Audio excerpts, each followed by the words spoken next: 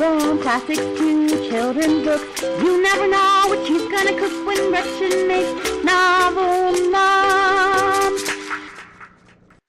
Hey everybody, and welcome back to Novel Noms. This week I wanted to kind of go with the winter theme, since where most of you are, it's cold and snowy, or at least cold and rainy, or some kind of precipitation. I live in Arizona, so it's pretty much like 60 to 70 degrees all the time. But even that, for me, is cold. So I like something comforting.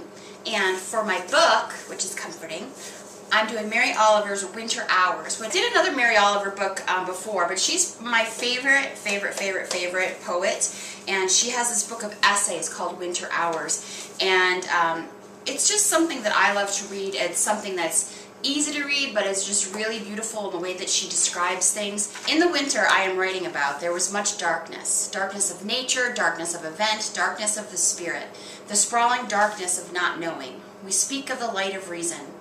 I would speak here of the darkness of the world and the light of, but I don't know what to call it. Maybe hope, maybe faith, but not a shaped faith, only say a gesture or continuum of gestures. But probably is closer to hope, that is more active and far messier than faith must be. Faith, as I imagine, is tensile and cool and has no need of words. Hope, I know, is a fighter and a screamer. So cool. This is just a great book of essays. She has a great essay about Robert Frost, who also wrote a lot about winter. It's just a wonderful book to cozy up with and to have the best winter meal in the whole wide world. Tomato soup and grilled cheese sandwiches. But we're going to do a little spin on it, so...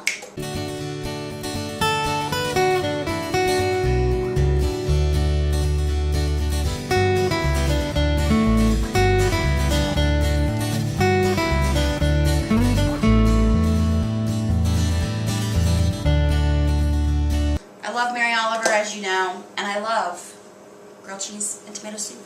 So we're going to do a little spin on it. We're going to do a roasted tomato soup with some different ingredients, and we're going to do an inside-out grilled cheese sandwich. What we're going to do is we're going to start with our veggies that are going to go in the soup. And you can really just stick to traditional just all tomato if you want, but I had some things in the fridge that I wanted to use and I thought would be delicious. And I have an eggplant, and I'm just going to cut that into big chunky pieces just like that. So I have that because we're going to roast these in the oven. So I'm just cutting off the stuff that I don't want to use. I got my tomatoes. If you can't afford fresh tomatoes or can't find them at a decent price, you could use just canned tomatoes would be fine, but this roasted flavor is going to give us a little bit of an extra edge to our flavor. So I've got about 4 or 5 nice sized Roma tomatoes. Cut them in half. I've got some little bell peppers. I'm going to flatten those out a little bit, so I'm just going to cut the top off, put a little cut in the side, and take out the stuff inside. Also got a half an onion. All I'm going to do is going to take the skin off and then cut that in half, just like that. And the last thing I'm going to do is a whole bulb of garlic. Here's the top of my bulb. All I'm going to do is lay it down. So all I'm going to do is cut off the top so that the tips of the cloves are exposed. Again, you could use granulated garlic, powdered garlic. You know, could use whatever you have, onion powder. But using the fresh veggies is so much tastier and just so much fresher tasting. It just makes that comfort factor that much better. All I'm going to do is I'm going to take all of these vegetables that we just cut, and the reason we leave them so big is because we don't want them to just shrivel up and burn. Put these on my cookie sheet. Put that whole bulb of garlic on there. So I'm just going to take some olive oil and drizzle it over everything, including the garlic. If you have a cooking spray that you like to use to kind of save some calories or fat, you could use that instead. I'm going to give everything a little shake of salt.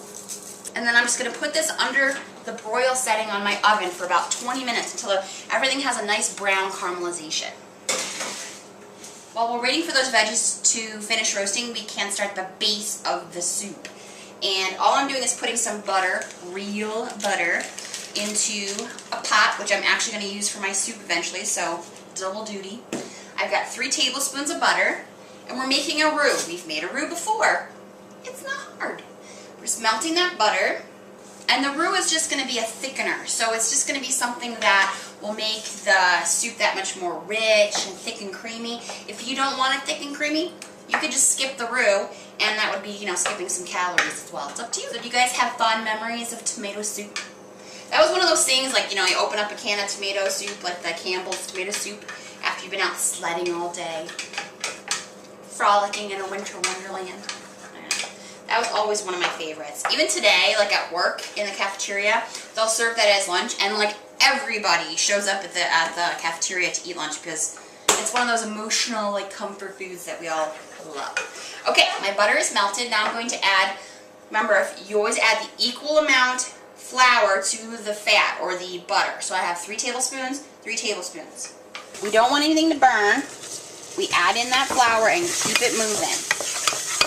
And what's going to happen, I feel like I should be quizzing you because we've done this before, but we want that butter and flour to cook, because the more it cooks and the darker it gets, the more it's going to cook out that floury taste. So we're not just going to taste, you know, this cakey, floury soup, but it's going to absorb the flavor of the butter. It's going to cook a little bit, and you're not going to taste anything but the delicious ingredients like the tomato and the red pepper.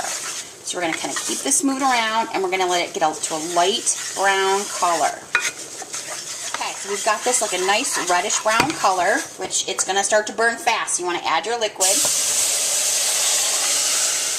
Now I've just got some chicken stock. You could add veggie stock if you want.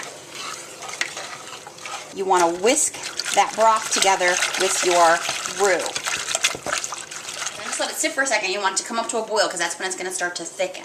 Because once this is ready and our veggies are done roasting, we're just going to combine them all together and blend them up, and it's going to be done. It's going to be so good. Okay, now while our soup is in the last stages of being ready, I'm going to go ahead and make the grilled cheese sandwich. Now, regular old grilled cheese sandwich, boring, right? We're going to do Inside-Out grilled cheese sandwich, which is something that my husband recently discovered, and it's like the best thing that ever happened. And it's very simple. We're going to use margarine because margarine spreads easier, so if you have a butter that you like that spreads fine, go ahead and use that, but margarine is softer and it doesn't tear up the bread. You know, like you're making a regular old grilled cheese sandwich. So all you're going to do is you're going to take one of your pieces of bread, butter side down, and we're going to put it into our little skillet. The pan should be hot, so as soon as you put it in there, it starts to sizzle. Now, we're going to take some, I have some good quality shredded, extra sharp cheddar cheese. Don't buy the bagged shredded cheese just because it has extra stuff added to it. Put a little bit of cheese in the middle, just a little because you want them to stick together. We're going to put the other piece on top, a little bit of cheese on the outside of the bread.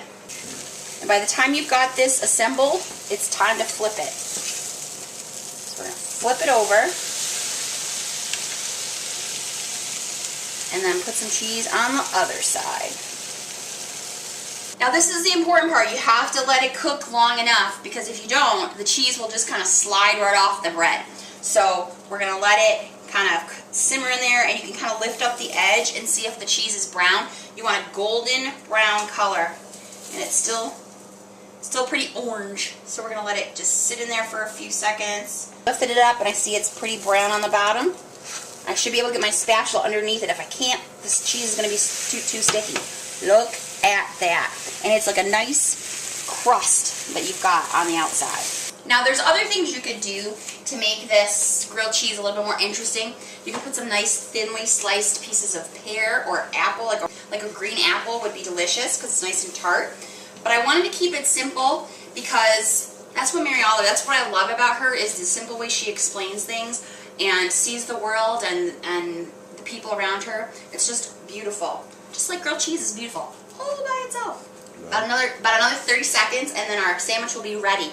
Okay, so we're going to take our veggies out of the oven. They've been roasting. Oh, look at that. They'll have some nice color. You can let these cook as long as you want. They could get even darker. It all depends on how much you like that roasted flavor. I'm just going to take those eggplant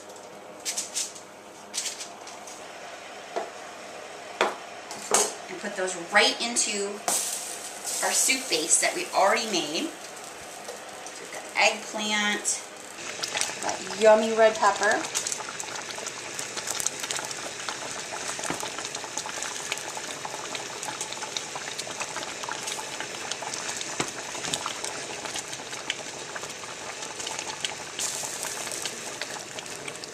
Put this down to about medium heat, just letting those flavors kind of combine into the broth. Now for the garlic, because we cooked it and it's still kind of in all it's still in the clove, like the little peeling of the clove, all you're going to do is you're going to take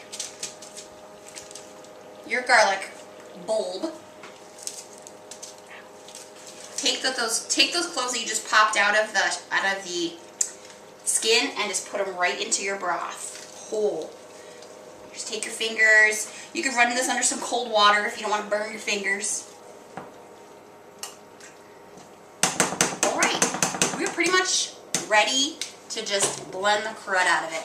I just take my hand blender. If you don't have a hand blender, you can use a regular blender, you can use a food processor. These are great and they're like $10 and it's like my go-to thing for soup.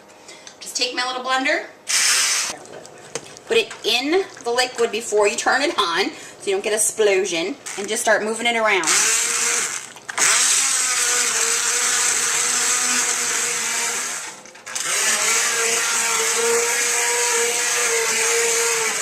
I'm going to scoop this into my bowl. It's so good and so good for you, and it's really not that hard, and it doesn't have all the preservatives and things that you would find in a can. And it just tastes that much more amazing because it's fresh, beautiful, roasted ingredients. Okay, let's try it. Like the grilled cheese is all melted and it's buttery and wonderful. And then you've got this like beautiful crust of cheese on the outside.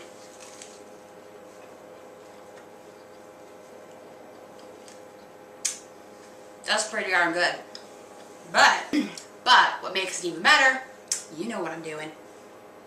Dipping into my tomato soup.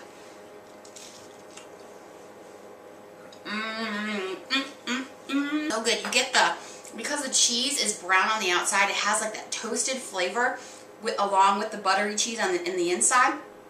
It's almost like Cheez-Its or those like cheese nip crackers, which I love. We have that toasty, beautiful cheddar flavor. So good. And the soup is super creamy without adding a lot of cream to it. And you can taste a little bit of all the vegetables, the garlic, the basil, all that beautiful red pepper and tomato. Perfect. This is like the most beautiful, wonderful lunch after you've gone out and picked out your Christmas tree. And next week on Noms, we're going to do a party. Asked a lot of you what your favorite hors d'oeuvres were, like your little party finger foods. And I'm going to be making some of those for you so that you can make them for your Christmas celebrations. Tasty. Go make this amazing meal. Go read Winter Hours by the most wonderful woman in the whole wide world, Mary Oliver. And I will see you next time on Noms.